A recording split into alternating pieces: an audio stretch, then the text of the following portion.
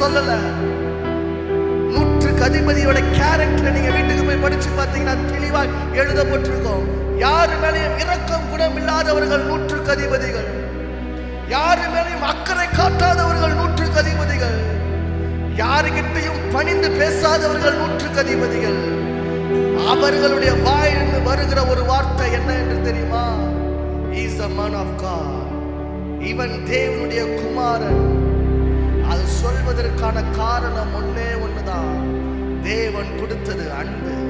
இன்னைக்கு உங்களாலேயும் என்னாலேயும் அன்பு கொடுக்க முடியுதா? சிலுவையில் சிந்தப்பட்ட ரத்தம் அன்பை குறித்தது, அன்பை காட்டுகிறது.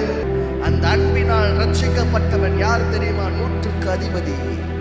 இன்றைக்கு நூற்றுக்கு அதிபதியே சுவிசேஷம் சொல்லாமலே தன்னுடைய இருதயத்தை மாற்றி தேவன் தான் உண்மையான ரட்சகர் என்று சொல்ல முடியும் என்றால், உங்களுடைய வாழ்க்கையில நீங்க சுவிசேஷத்தை சொல்வதை காட்டிலும் நீங்களே நடைமாடும் சுவிசேஷமாய் மாறும் பொழுது, நீங்களே நடைமாடும் சிலுவையாய் மாறும் பொழுது, நீங்களே அவருடைய சாயலிலே மாறும் பொழுது, சுவிசேஷம் நீங்க சொல்ல வேண்டிய அவசியம் இல்லை. உங்களுடைய கேரக்டரே தேவன் யார் என்பதை காட்டக்கூடிய கேரக்டரா நீங்க வாழும் பொழுது தேவன் நாமம் உங்கள் மூலியமாய் மகிமைப்படும். இரு கரங்களை உயர்த்தலாம். அணைக்கும் கரங்களிலே